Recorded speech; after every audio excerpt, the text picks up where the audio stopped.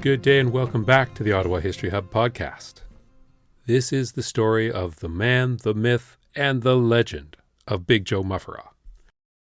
Like many, I first heard the tales of Big Joe secondhand in dark, smoke-filled taverns where the music of the late, great, noble bard of New Brunswick, Stompin' Tom Connors, would tell the story of Big Joe Mufferaw paddling down to Mattawa all the way from Ottawa in just one day, way hey. I had assumed, wrongly, that it was an invention of Stompin' Tom. Last year I found myself driving to North Bay for work and standing in front of a 20-foot-tall wooden statue of the Ottawa Valley giant.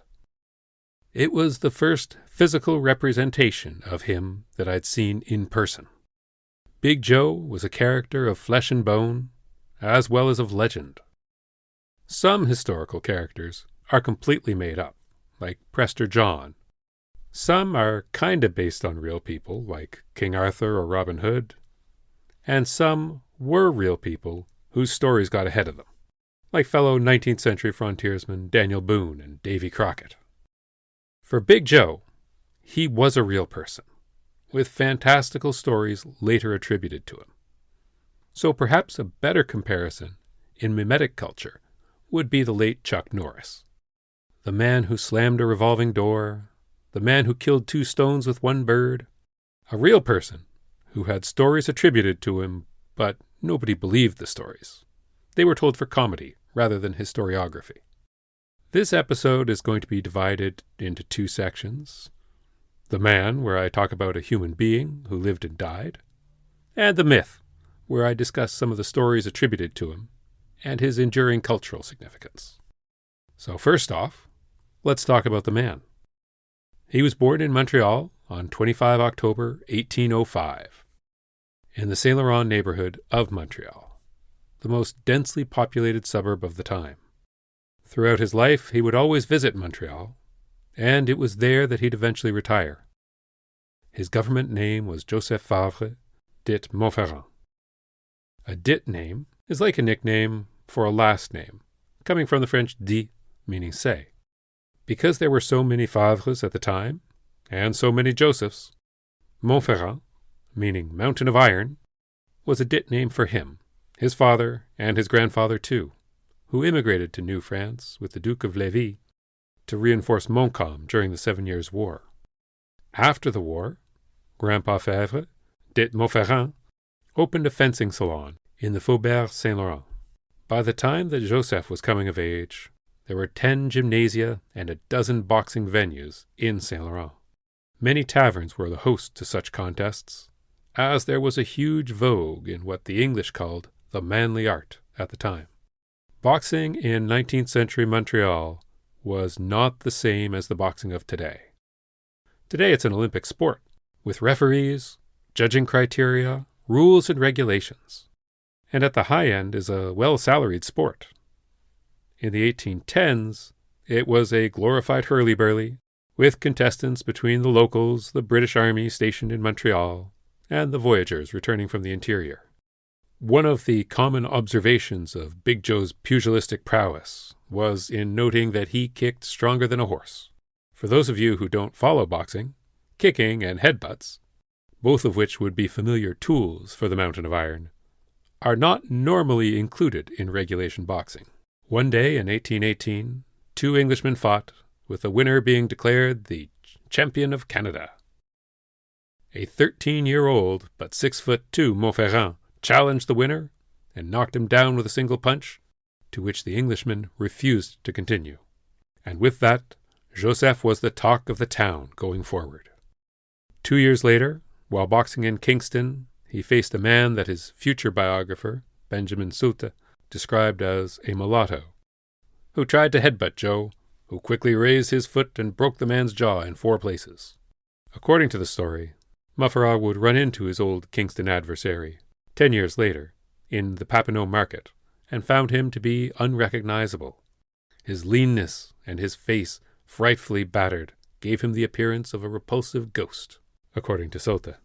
Many of the stories of Joe's fights, regulated or otherwise, involved him fighting to defend French Canadians or their honor against the English, or in this case mulatto, or indigenous opponents.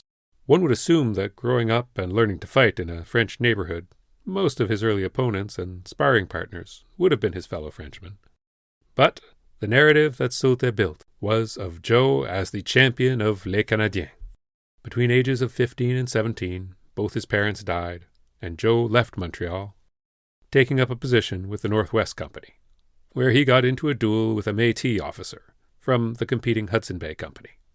If you'd like a reminder on the dynamic between those two companies, I'll direct you back to episode 21 of the past season, called The Fur Trade Continues. At age 25, after a brief stint at the Amoskeg textile mills in Manchester, New Hampshire, he returned to Canada, working briefly for the Hudson Bay Company, where he was hired not as a lumberjack, but as a brute.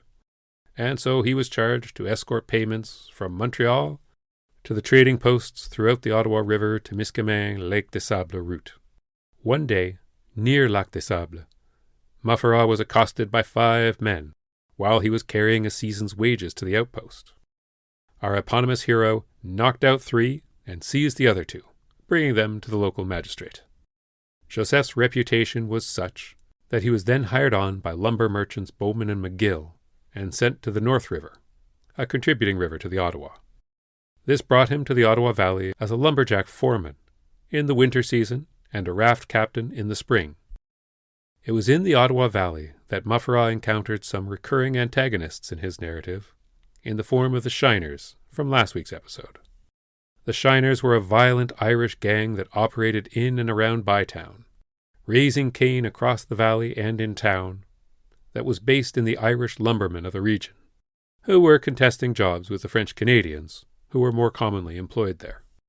Throughout the 1830s, Montferrand was a physical presence on the streets of Bytown, as well as on the trails and camps of the Ottawa Valley, becoming a bugbear to the Shiners, who would always be aware if he were in town, or protecting the rafts on the river, the routes to the lumber camp, or even crossing the bridge from Wrightstown to Bytown. Control of that one bridge was an important element of controlling the entire economic and political infrastructure of the area, and Shiners would often congregate at one end and charge tolls to anyone crossing, with no police or army who would stop them. So one night, as the story goes, Peter Aylen had gained intelligence to hear that the giant of the Ottawa was going to be coming to town, and he sent 150 Shiners to guard that bridge, ready to rid the kingdom of this meddlesome lumberjack. According to the tale, Montferrand met the 150 on the bridge, grabbed the first one by the leg, and, in a frenzy of lightning celerity and furious potence, wielded that man like a club, knocking others into the cold flow of the Ottawa and dispersing the other aggressors. Far be it from me to question the historiography of the encounter without any independent witnesses, but to me this seems to be a potential exaggeration. And it would be at this point that the story of Big Joe is more myth than history. Sticking to testified reality, Montferrand was a champion of French Canadians on the Ottawa River until he retired in 1957 and returned to Montreal. His hard and violent life had left him with chronic pain everywhere imaginable, and he passed away 7 years later at the age of 59, shortly before the birth of his first child, a son via his second wife Esther. He's buried in the Notre-Dame-des-Neiges cemetery on Mount Royal, not far from Conderonk Lookout, where he now shares a postal code with Maurice the Rocket Richard, Dino Bravo, Robert and Henri Bourassa, and Thomas D'Arcy McGee, among others. The myth of the man was something else. There are so many stories attributed to him that a character sketch would seem to be a better idea than a dry biography. The character was that he was a big giant of a man who liked to fight, was a pillar of French-Canadian populace in the Ottawa Valley. He was a paragon of masculinity, big and strong, happy and dancing, always charming the ladies, a pious Catholic who drank very sparingly, and was certainly capable of many wild displays of strength. One of his special signatures was to do a flip and leave a boot stamp on the ceiling of a tavern, and then land on his feet like a cat. Speaking as someone who has had to clean up bars at the end of a night, I don't find that one quite as endearing as the narrative seemed to. One time, also in a tavern, an English major by the name of Jones was disparaging the work ethic, parentage, and intelligence of the French-speaking subjects of the crown in the province. And Montferrand knocked him out with a single punch before challenging the rest of the room, asking if anyone else had some remaining insults for the Canadians. Those stories, along with the Battle of Union Bridge, stretch credulity, but are probably based on an embellished story. In 1970, Charles Thomas Stompin' Tom Connors wrote a song called Big Joe Mufferaw about Montferrand, which peaked at number 1 in the Canadian Country Tracks chart. In this song, Connors throws out many boasts about Big Joe, so we're going to look at those lyrics and test them against the legendarium.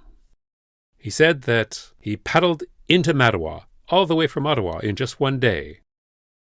Now, it is 300 kilometers upriver. A serious Olympic-level canoeist can do that in 8 days. But it shows that the legend that he was a great, powerful man, a master of the river. Even if that's probably not a true story. Continuing with the song, Connors said that Big Joe had a pet bullfrog that was bigger than a horse and it barked like a dog. The conventional story was that Burem was the frog that was as large as a beaver, not a horse, and was used as a guard to alert the sleeping giant if some malfeasance was afoot while he slumbered. Burem was only one of the giant animals that Joe consorted with, the other being a big white moose called Broadaxe. Connors also claimed that everyone will tell you around Carleton Place that the Mississippi River dripped off of Big Joe's face. There are actually 2 stories of him creating bodies of water with his sweat. Those being an expansion of the Ottawa River was created when Broadaxe the moose was stuck in a bog. Joe sweat so much trying to pull him out that, like a happy version of the never-ending story, the sweat flooded the bog and he and Broadaxe proceeded up the river peacefully. The other body of water was when Joe ran into Mississippi Lake to cool off. He stubbed his toe, and his screams and sweat created neighboring Trout Lake. This was not Mufferaw's only geographic innovations, mind you, as he flattened out the mountains of Saskatchewan in order to make it better for bowling. Connors goes on to say that after Big Joe drank a bucket of gin, he beat the living tar out of 29 men, and high above a ceiling of a Pembroke pub, there's 29 boot marks that are signed with love. Boot marks on the ceiling was indeed a signature of Big Joe, as was his proclivity to violence. But the historical Montferrand also abstained from spirits, so we'll have to call this also unlikely. The Pembroke Hotel was a favored haunt of Stompin' Tom, so this was probably him playing to the crowd. While many of the stories of the man are simply stories, not real in any serious sense, Big Joe was a legendary character in the Ottawa Valley who survived Joseph Favre's death in 1864. In 1992, Montferrand's face made it onto a stamp by Canada Post. 4 million of those 42-cent stamps were printed, and they classified Joe in the category of folklore and legendary heroes. In 2005, the Mattawa Museum commissioned a 20-foot statue of this legend, which I had the opportunity to see on my way to Nipissing University, and in 2023, Montferrand was declared a National Historic Person by Heritage Canada and the federal government. Ottawa's second-largest professional sports team, the Canadian Football League's Ottawa Redblacks, have as a mascot a lumberjack named Big Joe. The shadow cast by this mountain of iron is long indeed. So, we now find ourselves at the end of the season, and I'm going to be taking the summer off. I hope that you're enjoying this podcast, as I enjoy making it, but it takes time to research, write, and record. There's no advertising, no members-only episodes, or even a Patreon account. For those who've emailed me or messaged me on social media, thank you very much. I really appreciate that. I'm glad that there are some people out there who find value in this strange little endeavor.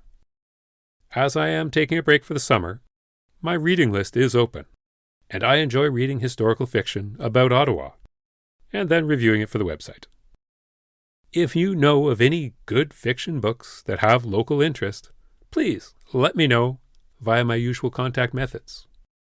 Thanks again to all of you for listening to this episode of the Ottawa History Hub podcast. I'll be back in September.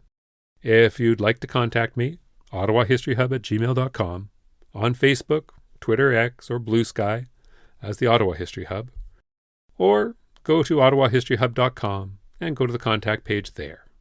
When we meet again in September, we'll talk about some other settlements in the Ottawa area, pandemics that shut down the town prior to 2020, the Stony Monday riot, Elizabeth Briere, the Irish potato famine, the conversion of Bytown to Ottawa, ending the chapter and the year. So, until next time, advance Ottawa, en avant!